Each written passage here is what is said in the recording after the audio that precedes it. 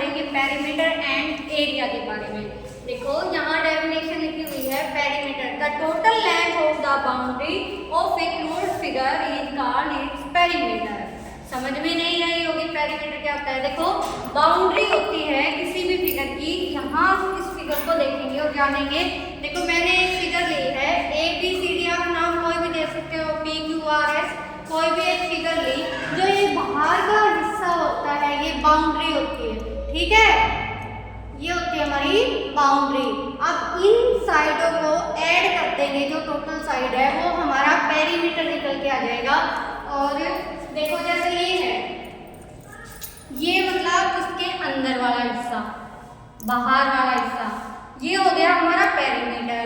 और ये जो फिगर का ये ऐसे है, देखो ये बाहर वाला हो गया, ये तो हो गया पेरीमीटर। और जो अंदर वाला स्पेस है, जैसे ये वाला है, इसने कितना स्पेस कवर कर रखा है वो हमारा एरिया है।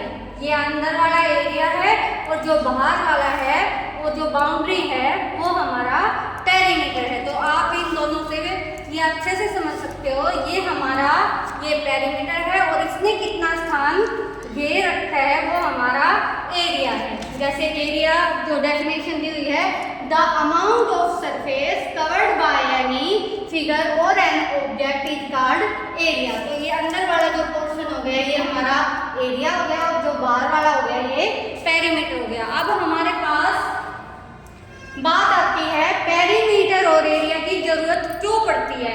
देखो बेटा, जब भी हमारे पास कोई फोटो फ्रेम होता है उसको सजाते हैं तो बाहर ही तो सजाएंगे या अंदर वाला हिस्सा सजाएंगे।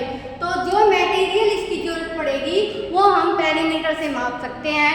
और जो खिलाड़ी खेलते हैं तो उसके अंदर भी बाउंड्री होती है। देखो जैसे यहाँ खिलाड़ी खेल रहे हैं और यहाँ अगर 4 रन होंगे तो यहाँ लग के तभी तो आएगी। अगर ये बाउंड्री नहीं होगी तो रन कैसे कवर कर पाएंगे, हम काउंट करेंगे कि कितने रन हो गए। तो अब आती है बारी एरिया की। एरिया कहाँ जरूरत पड़ती है। देखो हमारा जैसे फोन है, फोन का पीछे वाला कवर है, ये वाला कवर, इसने कितना स्थान लिया है उसमें एरिया काम आता है। और भी कोई जैसे मुझे कितना बड़ा फोटो फ्रेम है उसके अंदर कितनी बड़ी पिक आ सकती है उसके लिए भी एक काम आ सकता है। मतलब एरिया जो भी है उसको कवर करने के लिए ही काम आता है कि फोन है, फोन का अंदर वाले हिस्से में कितना क्या लगेगा वो पता लगेगा। बेड शीट है वो हमें कितनी चाहिए, कितनी बड़ी चाहिए, तो उसके लिए एरिया की जरूरत होती है। अब आती है शेप्स। देखो मैंने कुछ फॉर्मूले लिखे हुए हैं यहाँ पे।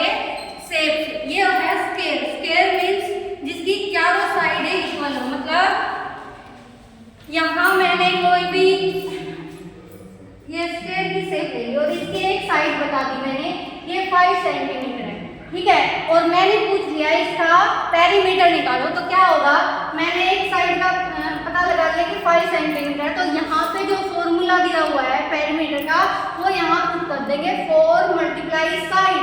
साइड मतलब 5 सेंटीमीटर, तो इसका आंसर आ जाएगा 20 सेंटीमीटर। ये हमारा क्या निकल के आ गया, पेरीमीटर। अब इसी शेप का अगर एरिया निकालना है तो कैसे करेंगे। देखो इसका फॉर्मूला है साइड मल्टीप्लाई साइड। तो यहाँ पे 5 सेंटीमीटर साइड है तो 5 सेंटीमीटर मल्टीप्लाई 5 सेंटीमीटर, ये हमारे पास आ गया 25 सेंटीमीटर स्क्वायर। देखो यूनिट का फर्क भी होता है। पेरीमीटर में यूनिट तो सेंटीमीटर दिया हुआ है तो सेंटीमीटर में आएगी, मीटर दिया हुआ है तो मीटर में आएगी, और जो एरिया होता है उसमें यूनिट स्क्वायर में आएगी, मीटर स्क्वायर, सेंटीमीटर स्क्वायर, ऐसे, ठीक है। तो ये क्वेश्चन हम कर सकते हैं। अब देखो भाई रेक्टेंगल। रेक्टेंगल क्या होता है, रेक्टेंगल में आमने सामने की साइडें इक्वल होती हैं। जैसे ये फिगर है, ये फिगर है, ये साइड इक्वल, ये साइड इक्वल और ये वाली। अब मैं बता दूं कि ये 6 सेंटीमीटर है और ये 3 सेंटीमीटर है, तो जाहिर सी बात है ये भी 6 सेंटीमीटर होगी और ये भी 3 सेंटीमीटर होगी। अब ये फॉर्मूला लिखा हुआ है इसके अंदर 2 × L + B। L मतलब लेंथ, B मतलब ब्रेथ। अब 2 है बार, L अंदर है तो क्या है, लेंथ हमारी 6 सेंटीमीटर और ब्रेथ क्या है 3 सेंटीमीटर। अब क्या करेंगे, पहले देखो ये नहीं है कि हम मल्टीप्लाई करेंगे, हम पहले अंदर वाले को ऐड करेंगे। बोर्ड मास के नियम के अकॉर्डिंग हम पहले ब्रैकेट को सोल्व करते हैं, तो ये आ जाएगा हमारा 9 सेंटीमीटर और आगे है 2 सेंटीमीटर और ये आंसर आ गया 2 9 जा 18 सेंटीमीटर। ये हमारा पेरीमीटर निकल के आ गया। अब हमें एरिया निकालना है, तो उसका फॉर्मूला है लेंथ इंटू ब्रेथ। तो लेंथ क्या दी हुई है 6 सेंटीमीटर और ब्रेथ दी हुई है हमारे पास 3 सेंटीमीटर। ये आंसर आ गया 6 3 जा 18 सेंटीमीटर स्क्वायर। ठीक है, तो ये हमारा रेक्टेंगल का पेरीमीटर और एरिया निकाल लिया हमने। ठीक है, अब आती है ट्रायंगल की बारी। जी ट्रायंगल कौन सी है? इक्विलैटरल। इक्विलैटरल ट्रायंगल कौन सी होती है? जिसकी तीनों साइड इक्वल हो, वो क्या होगी? Equilateral triangle. मतलब अगर ये साइड मैंने 4 सेंटीमीटर ली है तो ये भी क्या होगी? 4 सेंटीमीटर और ये भी क्या होगी? 4 सेंटीमीटर। ठीक है, ये हमारी इक्विलैटरल ट्रायंगल होती है, जिनकी तीनों साइड इक्वल हो, वो इक्विलैटरल ट्रायंगल होती है। और इसको निकालने का फॉर्मूला है 3 मल्टीप्लाई साइड। साइड मतलब 4 सेंटीमीटर, 3 4 जा 12 सेंटीमीटर। ये आ गया। अभी सी का ये वैसे तुम्हारे सिलेबस में है नहीं, बाकी तुम्हें पता होना चाहिए कि इसका बी निकालने का है √3। रूट का जो साइन है वो डिवाइड का ये होता है और इसका ये होता है ऐसे कॉर्नर में। ठीक है, √3/4 और साइड का स्क्वायर मतलब 4 मल्टीप्लाई 4 से 4 कैंसिल और ये आ गया हमारा आंसर 4√3 सेंटीमीटर स्क्वायर। ठीक है, अब आगे कोई भी ट्रायंगल। ठीक है, इक्विलैटरल ट्रायंगल ना हो करके कोई भी ट्रायंगल दे दी जाए हमारे पास, जैसे कि ये दे दी, एक दे दी 6 सेंटीमीटर, एक दे दी हमारे पास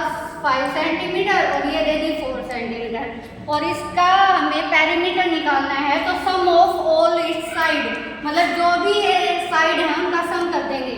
6 और 4 10, 10 और 5 15 सेंटीमीटर हमारा क्या निकल के आ गया? पेरीमीटर। ठीक है, अब इसी का एरिया निकालना है तो क्या करेंगे? 1/2 इंटू बेस। बेस हमें ये है और इसकी हाइट का पता होना चाहिए। हाइट मान लो हमें दे दी यहाँ पे 2 सेंटीमीटर या 4 सेंटीमीटर। ठीक है, तो 1/2 बेस इंटू हाइट, तो 1/2 मल्टीप्लाई बेस क्या है 5 सेंटीमीटर और जो ये हाइट दे रखी है ये 4 सेंटीमीटर। काट दो, 2 1 जा 2, 2 2 जा 4, तो ये आ गया 2 5 जा 10 सेंटीमीटर स्क्वायर। इसका एरिया फाइंड आउट हो गया। ठीक है, कोई भी साइड दे दी ट्रायंगल में, अगर उसका एरिया निकालना है तो फॉर्मूला है, हमें अपनी बुक में बेस और हाइट मेंशन मिलेगा कि ये बेस है और ये हाइट है, तो हम अपने क्वेश्चन आसानी से सोल्व कर सकते हैं। देखो मैंने एग्जांपल के साथ तुम्हें क्वेश्चन सोल्व करने बताए हैं, तो आप अपनी बुक से देखना कि हमारे जो क्वेश्चन है उसके अंदर स्क्वायर दिया है, रेक्टेंगल दिया है, ट्रायंगल दिया है, तो हमें कौन सा फॉर्मूला यहाँ लगाना पड़ेगा। तो आप ये जो फॉर्मूले मैंने यहाँ मेंशन कर रखे हैं वो आप अपनी नोटबुक में लिखोगे और याद करोगे। ठीक है, ओके, थैंक यू।